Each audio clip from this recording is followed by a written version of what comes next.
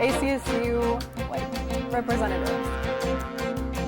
And then stick around because we have all the updates on the Cameron Peak Fire and the Tour De Corgi. All that and more at CTV News starting now. Good evening, Rams. I'm Alexandria Cullen. And I'm Sophia Ridley. Welcome to the Thursday Night News. A lot has happened this week, so let's get right into it. This week with ASCSU, we were finally able to see weeks' worth of effort come to an end in an exciting, fateful night.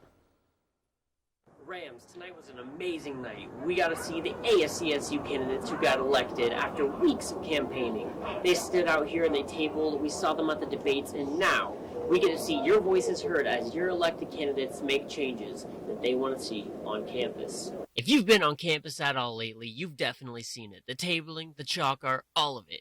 This has been the candidates pushing forward towards their campaign, and it's all been building towards this fateful night. The candidates took the Clark A on this eventful night, first waiting upstairs while things were getting set up. Once in the room, all the candidates were ready to find out their results. As the video finally continued to play on, we finally got to see the results. Christian Dixon is your Speaker of the Senate for this year, and Taylor Schindler took the win for President and Vice President of ASCSU. CTV was lucky enough to catch the elected winners and be able to get an interview in with them, talking about the change they want to bring to campus. So first role for the Speaker of the Senate is define the roles and responsibilities of the senators. I want to prove the concept across our campus that our $100,000 budget deserves to go back to the students. So immediately we're going to work towards getting students the relief they need from students who are struggling from COVID, and then also working to complete the promises we've made for housing accountability, affordability, and transportation throughout campus. Despite the facts that they won, they still took time to acknowledge and praise those who ran against them for great campaigns. We are so thankful that we ran against other students that really had a passion for representing other students. And I love and respect each of them, and I know that they mean well and that's why they ran, because they wanted to see change. We will continue to keep up with ASCSU and see these changes hopefully be implemented in the near future.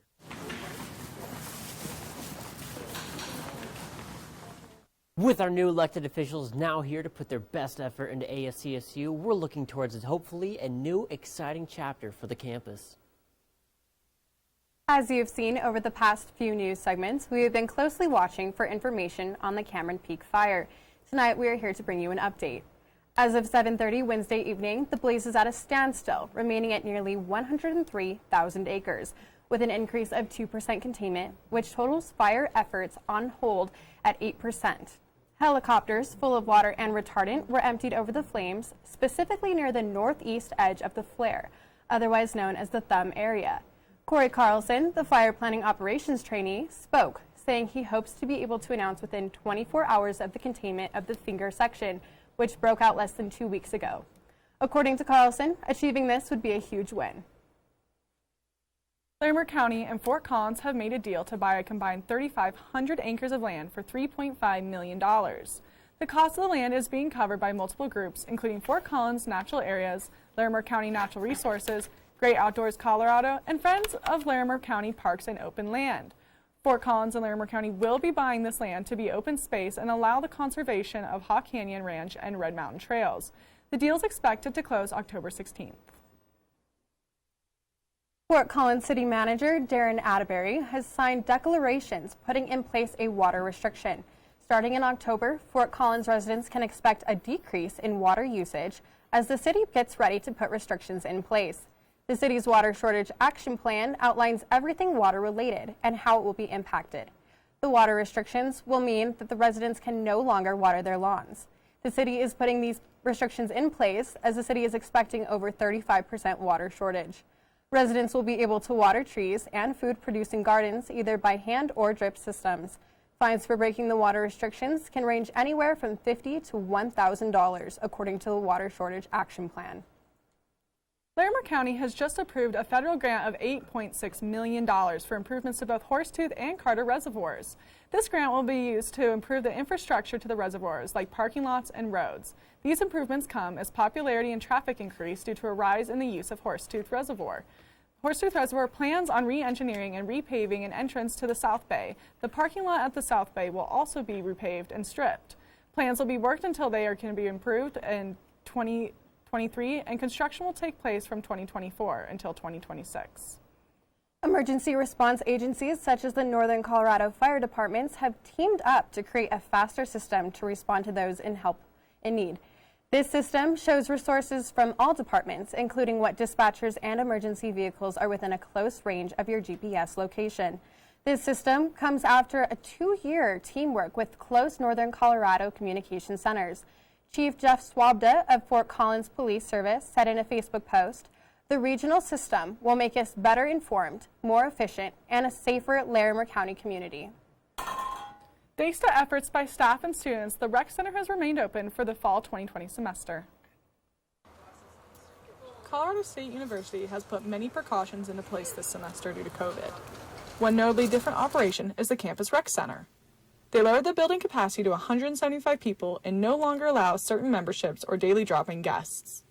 Masks are required, there's touchless check-in now available with a swipe of your RAM card, additional cleaning stations, and physical distancing. According to second-year neuroscience major Ariana Carey, the new protocols are actually quite refreshing. Honestly, it's kind of nice having it low capacity because machines are usually available. Social distancing hasn't been a problem, especially with all the cardio in the basketball court. That's been really nice. Even though the Aquatic Center, outdoor basketball, and volleyball courts are closed, the Rec Center still offers virtual personal training and Red Cross classes. The rock climbing area is also still open, which freshman students Dakota Healy and Evan Hurtado love to use. I've only really been going to a climbing gym. There's been a slight wait for the gym, but it's honestly not that bad. And the entrance into the Rec Center itself, that was only an issue for like the first week of school, and now I haven't had any issues getting into the actual Rec Center itself. The Rec Center also offers live updates on equipment that's open in areas that might be full capacity. They're working constantly to keep the gym clean and ready for use. Locker rooms are still open for changing and restroom use only. Showering is no longer allowed. Changes like this are what's allowing operations on and around campus to run smoothly. All the modifications being made at the Rec Center make it possible for students to come in and use their facilities in a safe and enjoyable environment. Let's hope all the precautions being taken keep the gym up and running for the entirety of the fall semester. Another high school just south of Denver is going completely online after another coronavirus update. Cherry Creek High School is moving 1,700 students to remote classes after several seniors tested positive for corona. The school district says that these cases are directly tied to students partying off campus the last 2 weeks. Students that have not had direct contact with these positive cases can still participate in sports and other activities.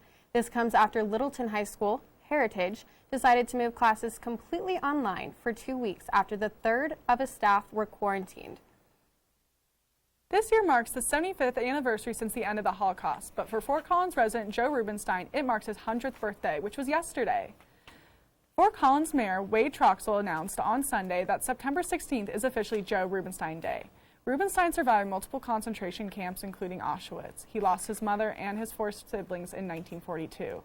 His amazing life story was written and published by his friend Nancy Geese, which she titled Auschwitz 34207, The Joe Rubenstein Story. For the first time in its near 6-year existence, the Tour De Corgi will be completely virtual. The annual event, hosted in Fort Collins, is known for its parade of dressed-up and costume-filled corgis and a large crowd of fans whom watch from the sidelines. Due to COVID and social distancing restrictions, the organization decided to move the occasion completely online and create a large timeline of events to keep the public invested and entertained.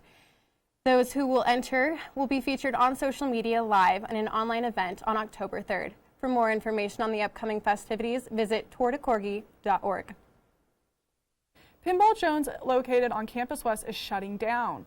Pinball Jones first opened in 2010 in Old Town Fort Collins, and by 2017 they were able to open a second location in Campus West. The owner, Kim Jones, announced Tuesday on their Facebook page that its location on Elizabeth will no longer be reopening due to the coronavirus pandemic.